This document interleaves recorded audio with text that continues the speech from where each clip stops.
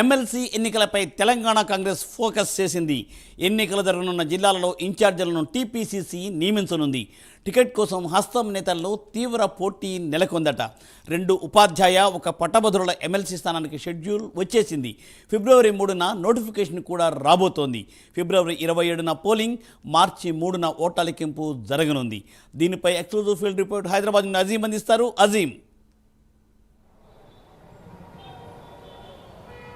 తెలంగాణ కాంగ్రెస్ ఏదైతే ఈ గ్రాడ్యుయేట్ అలాగే టీచర్స్ ఎమ్మెల్సీ ఎన్నికలకు సంబంధించిన షెడ్యూల్ విడుదలైంది. ఈ నేపథ్యంలో దీనికి సంబంధించినటువంటి వ్యూహాలను రచించింది. ఎందుకంటే ఇది గతంలో కూడా ఏదైతే పార్టీకి తెలుసు, మార్చి 29 అంటే 3వ నెల ఏదైతే ఉందో దీంట్లో 3 ఎమ్మెల్సీ స్థానాలు ఖాళీ కానున్నాయి. అందులో గ్రాడ్యుయేట్ ఒకటి. టి జీవన్ రెడ్డి గారు ప్రస్తుతం కాంగ్రెస్ పార్టీ నుంచి ప్రాతినిధ్యం వహిస్తున్నారు. అటు ఆదిలాబాద్, నిజామాబాద్, మెదక్ అలాగే ఏదైతే కరీంనగర్, ఉమ్మడి కరీంనగర్ సంబంధించినటువంటి గ్రాడ్యుయేట్ ఎమ్మెల్సీ ఎన్నికకు సంబంధించినటువంటి నోటిఫికేషన్ అదైతే షెడ్యూల్ అయితే విడుదలైంది. అలాగే సేమ్ అదైతే ఉమ్మడి మెదక్ కావచ్చు, అలాగే నిజామాబాద్, కరీంనగర్, మెదక్కు సంబంధించినటువంటి టీచర్స్, అలాగే ఇటు ఖమ్మం, వరంగల్, నల్గొండకు సంబంధించినటువంటి టీచర్స్ ఎన్నికలకు సంబంధించిన షెడ్యూల్ అయితే విడుదలైంది. సో ఈ నేపథ్యంలో కాంగ్రెస్ పార్టీ దీనికి సంబంధించి వ్యూహాలు రచిస్తుంది. అయితే షెడ్యూల్ మనం చూసినట్టయితే ఒకసారి ఫిబ్రవరి 3వ తేదీన ఏదైతే నోటిఫికేషన్ విడుదల కానుంది, ఫిబ్రవరి 10వ తేదీ నామినేషన్కు చివరి గడువు కానుంది. అలాగే ఫిబ్రవరి 13వ తేదీ విత్డ్రాకి కూడా, అంటే ఎవరైతే నామినేషన్ వేస్తారో వారు ఎవరైనా విత్డ్రా చేసుకునే అవకాశం కూడా 13వ తేదీ వరకు ఉంటుంది. అలా దాని తర్వాత పోలింగ్ చూసుకున్నట్టయితే ఫిబ్రవరి 27వ తేదీ పోలింగ్ ఉంటుంది. మార్చి 3న ఓట్ల లెక్కింపు ఉంటుంది. సో షెడ్యూల్ చూసుకున్నట్టయితే మార్చి 3న మనకు ఎవరు గెలుస్తారు అనేది మాత్రం చాలా క్లారిటీగా తెలుస్తుంది. సో ఈ నేపథ్యంలోనే మనం ఓవరాల్గా ఈ షెడ్యూల్ సంబంధించి చూసుకున్నట్టయితే ఇటు కాంగ్రెస్, బీఆర్ఎస్, బీజేపీ పార్టీకి సంబంధించినటువంటి 3 ప్రధాన పార్టీలు కూడా ఎమ్మెల్సీ ఎన్నికలపై ఫుల్ ఫోకస్ చేశాయని చెప్పుకోవచ్చు.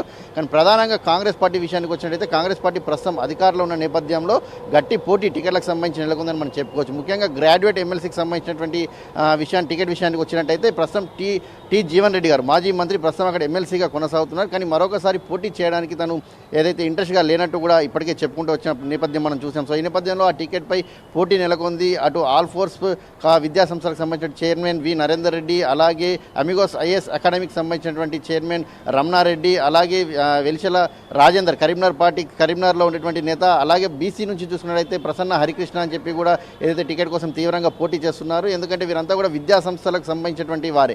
అటు ఆల్ ఫోర్స్, ఇటు ఐఏఎస్ అకాడమీ, అటు 16 సంవత్సరాలు అసిస్టెంట్ లెక్చరర్గా పనిచేసినటువంటి ఫామ్ హరికృష్ణకు ఉంది. అలాగే కాంగ్రెస్ పార్టీకి సంబంధించిన నేత కూడా ఒకరు వెలిశాల రాజేందర్ ప్రయత్నిస్తున్నారు. అలాగే నిజామాబాద్లో మాజీ డీఎస్పీ కూడా ఒకరు ఏదైతే ఈ గ్రాడ్యుయేట్ ఎమ్మెల్సీ టికెట్ కోసం ప్రయత్నిస్తున్నట్టు కూడా మనకు తెలుసు. సో నేపథ్యంలో పార్టీ ఇప్పటికే ఎవరిని అనౌన్స్ చేస్తుందనే విషయం అయితే చూడాల్సి ఉంటుంది. ఇప్పటికే కసరత్తు అయితే పూర్తయింది. ఖచ్చితంగా త్వరలోనే టికెట్లు అనౌన్స్ చేస్తామని చెప్పి కూడా ఇప్పటికే పీసీసీ అధ్యక్షుడు మహేష్ కుమార్ గౌడ్ కూడా మనకు ఆల్రెడీ చెప్పడం కూడా జరిగింది. సో ఈ నేపథ్యంలో టీచర్స్ ఎన్నికల విషయానికి వచ్చినట్టయితే మాత్రం అటు ఉమ్మడి మెదక్, అలాగే నిజామాబాద్, కరీంనగర్, ఆదిలాబాద్ సంబంధించినటువంటి జిల్లాలకు టీచర్స్ ఎన్నికలు జరగనున్నాయి. అలాగే ఖమ్మం, వరంగల్, నల్గొండకు సంబంధించి కూడా జరగనున్నాయి. సో ఈ నేపథ్యంలో టీచర్స్ ఎన్నికల విషయానికి వచ్చినట్టయితే ప్రధానంగా ఆయా యూనియన్లు, టీచర్ పార్టీకి సంబంధించినటువంటి యూనియన్లు ఏవైతే ఉన్నాయో ఆ యూనియన్కి సంబంధించిన అభ్యర్థులకే ఏదైతే కాంగ్రెస్ పార్టీ మద్దతు ఇచ్చే అవకాశం కనిపిస్తుంది. ఇక ముఖ్యంగా ఖమ్మం, వరంగల్, నల్గొండ విషయానికి వచ్చినట్టయితే సిపిఐ, కాంగ్రెస్ పార్టీ ప్రస్తుతం సిపిఐతో పొత్తులో ఉంది. సో ఈ నేపథ్యంలో అక్కడ సిపిఐ కనుక పార్టీ అభ్యర్థిని కనుక పెట్టినట్టయితే ఖచ్చితంగా పార్టీ వారికి ఏదైతే సపోర్ట్ ఇచ్చేటువంటి ఆలోచన చేస్తుంది. సో మరోవైపు